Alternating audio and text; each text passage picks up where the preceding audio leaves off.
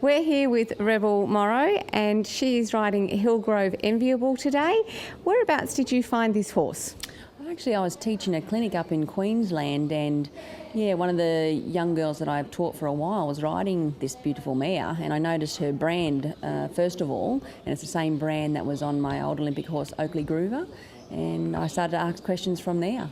And she's owned by somebody else, and I tried to buy the horse off that lady, so we thought of something better and we went as half owners, so we both own her now. And what makes her so special for you?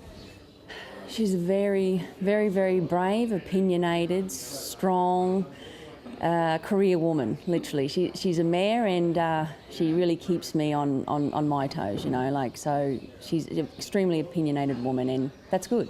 It's good in a relationship. So what is your greatest achievement with her? With her, getting this far. I always knew that the horse was, from that first day that I saw her, I knew she had the goods to go the whole way. So my greatest achievement is where I'm standing today with her. This is her first 3-day 3-star. That's the best I've done thus far. So with all of those attributes that she possesses, how do you turn those into a plus? I'm still working on that actually. I've just done my test and she did well. She did very well, but there was definitely at least 3 or 4 times through the test that she just let me know that she's still in control. So I haven't totally tamed the beast yet, and so I'm still working on it. But I mean, we've come such a long way, and it is very much we have to work as one. With a mare, it's a lot different. Anyone that has ridden a mare to the top level, they're not easy. Your geldings, you can just pull them around, throw them here, take them there, but just even walking in her stable to give her a brush is a big deal. They don't like being handled and pampered so much. The geldings seem to love that type of attention, but the mares don't want you around. So every day is a learning experience. With every competition I do, seems to be you learn something different about the horse. So what would be the biggest thing that she's taught you? Patience. You're definitely patience. Definitely don't stand down in an argument. Don't take it head on.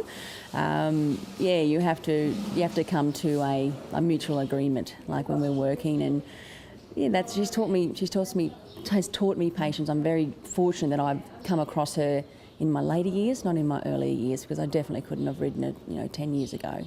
Now that I'm more of a mature rider, I'm in my 30s. Yes, I definitely can ride that type of horse now, but I couldn't have done it 10 years ago. So you obviously have a fitness regime for your horse. What's your fitness regime coming into an event like this?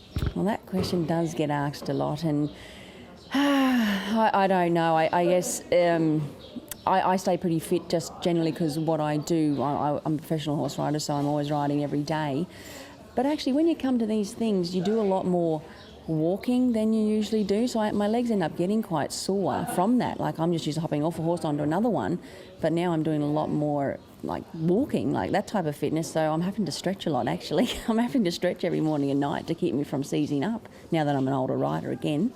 So I don't go out and do any running or anything like that. I just try and eat well, and I'm taking a few of the tips that I learnt from the N-Swiss when I was a part of their team years ago when I had Groover, just on how to keep yourself hydrated and keeping yourself energised so you don't get low and then it drains your muscles. So I learnt a lot from them those years ago, and I try and stick to that type of stuff. If you had a young rider in front of you, what would be one piece of advice that you'd give them for this sport? You've got to be tough. A lot of the young kids come into it and they whinge and complain about how hard it is, but it actually doesn't get any easier.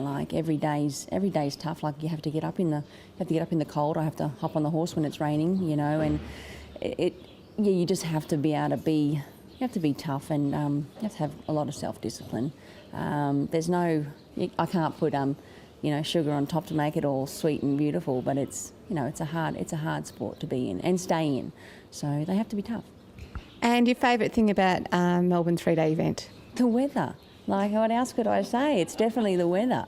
And I mean, I hate riding in the rain, and I hate these conditions that happens at Melbourne, but that makes you the better rider at the end of the day, that if you can get around and keep your horse safe and then complete the event, it's an extra bonus.